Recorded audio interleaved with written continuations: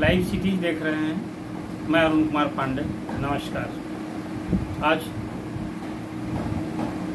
G20 सम्मेलन जो दिल्ली में होने जा रहा है उसके कवर, उसके आमंत्रण पत्र पर जो विदेशी मेहमान आए हैं उनके लिए रात्रि भोज और आयोजन में प्रेसिडेंट की ओर से जो चिट्ठी दी गई है उसमें प्रेसिडेंट ऑफ भारत इसके उल्लेख के बाद एक अलग राजनीतिक चर्चा और पूरे देश में बहस हो गई है और विपक्ष ने इसको लेकर के इसे एक मुद्दा बनाकर प्रधानमंत्री पर, बीजेपी पर, एनडीए पर हमला बोलना शुरू कर दिया। आखिर इसके पीछे थे उद्देश्य क्या है?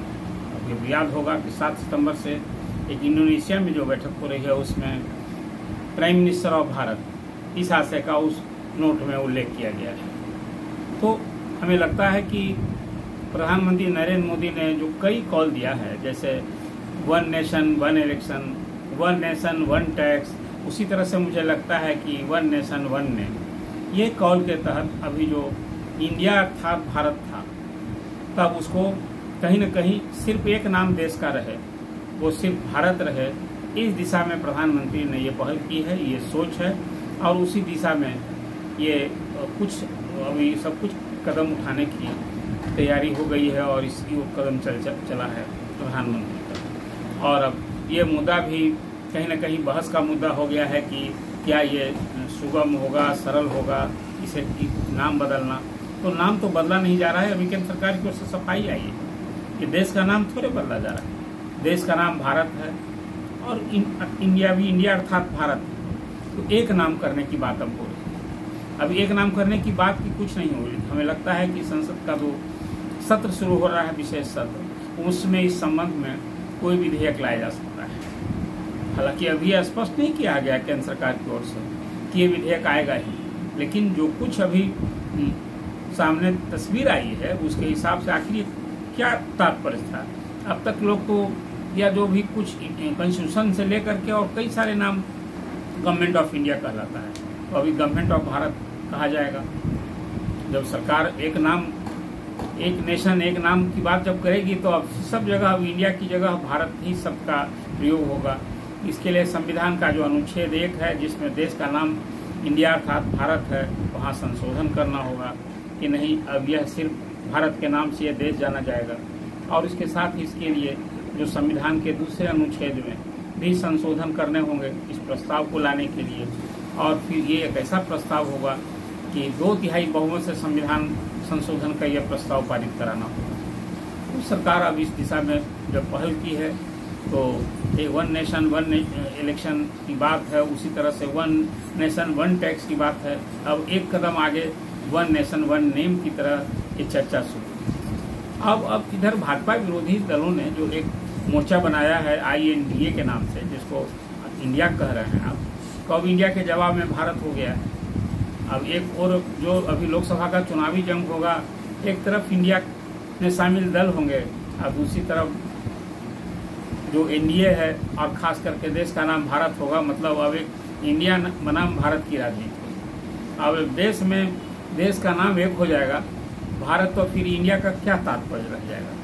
इंडिया का नाम का सदुपयोग उपयोग करना का क्या अर्थ रह जाएगा? मुझे लगता है कि एक यह भी इस राजनीतिक सोच के तहत भी बीजेपी ने अपने विरोधी दलों के मोर्चा को जवाब देने के लिए एक पहल की है। और अब ये गंभीर विषय है, इसके औचित्य पर भी स्वाभाविक रूप से चर्चा होनी शुरू हो गई है। और जब संविधान में संशोधन, कई देशों के नाम बदले गए हैं, तो ये नहीं कि भारत अपना नाम, तो और यहाँ तो देश बदलने की बात भी नहीं हो रही है, 2 नाम की जगह एक नाम करने की बात। कुल मिला जुला कर इस चर्चा का तात्पर्य ये है और ये कहीं न कहीं INDA का जवाब ही है भारत की चर्चा कराना। और अब देखिए, एक बात तो है कि NDA जो है, खास prime minister Narendra Modi agenda देते हैं और अब सारे उनके विरोधी दलों को उस एजेंडे को फॉलो करना पड़ता है। अब अभी वहाँ जिस दिन बैठक हो रही थी उसी दिन बात आ गई कि संसद का विशेष सत्र बुलाया जाएगा। अब चर्चा चल पड़ी कि संसद का वो विशेष सत्र में एजेंडा क्या होगा, प्यास लगने लगे। फिर वन नेशन वन इलेक्शन की बात आ गई, तो अब पूरी देश की राजनीति इसी में कि लोकसभा का चुनाव, विधानसभा के चुनाव के साथ क्या कराए जा सकते हैं, नहीं कराए जा सकते हैं, कितना इसका ये योजना कितना व्यवहारिक होगा, हालांकि सुनने में अच्छा लगता है। एक साथ यदि लोकसभा का चुनाव और विधानसभा के चुनाव होंगे तो देश पर खर्च बढ़ेगा, प्रशासनिक व्यवस्था जो बनी रहती है वो घटेगा। अब इसके लिए पूर्व राष्ट्रपति रामनाथ कोविंद जी की अध्यक्षता में कमेटी बन गई है और कमेटी ने अपना काम भी शुरू कर दिया है। उस कमेटी को न सिर्फ संसद और लोकसभा बल्कि नगर निकायों और पंचायत के भी चुनाव, जो अब तो व्यापक होते हैं, उसके भी प्रत्येक 5 साल पर चुनाव कराने, तो इस सारे संदर्भ में इस कमेटी विचार करेगी कि कैसे एक साथ चुनाव कराया जाए। और अभी कमेटी की रिपोर्ट आएगी, उसका प्रस्ताव आएगा। मुझे लगता है इस पर भी संसद के विशेष सत्र में चर्चा होगी। लेकिन जब संसद के विशेष सत्र में अभी एजेंडे की चर्चा नहीं हुई है, सिर्फ सरकार की ओर से ये स्पष्ट किया गया है कि इस संसद के विशेष सत्र में कोई प्रश्नोत्तर काल नहीं होगा, सिर्फ बिल्स पर चर्चा होगी, प्रस्ताव पर चर्चा होगी। तब तो कई अभी लंबित जो बातें हैं, जो मुद्दा है, वो उस पर भी चर्चा ला सकती है भाजपा। अब वो महिला विधेयक का जो अब सवाल है कि संसद और विधान सभाओं में 33% महिलाओं के आरक्षण का मामला पिछले 2 दशक से एक राजनीति का मुद्दा बना हुआ है। आपको याद होगा इस संबंध में लोकसभा में बिल भी आया था और ये विपक्षी दलों के लोगों ने उस बिल को फाड़ दिया था। तो एक बिल जो राज्यसभा से बिल पारित है, तब लगता है कि वो बिल भी लाया जा सकता है।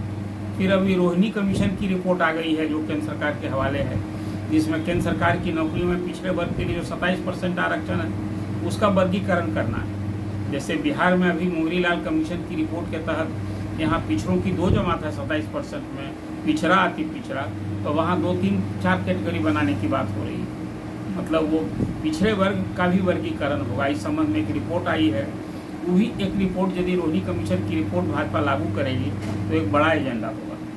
फिर अब भाजपा और किस एजेंडे को सामने लाती है लोकसभा चुनाव के पहले, वो अभी इंतजार करना चाहिए। वो यह भी है कि पॉपुलेशन कंट्रोल का मामला है, फिर पवन सिविल कोड का मामला है।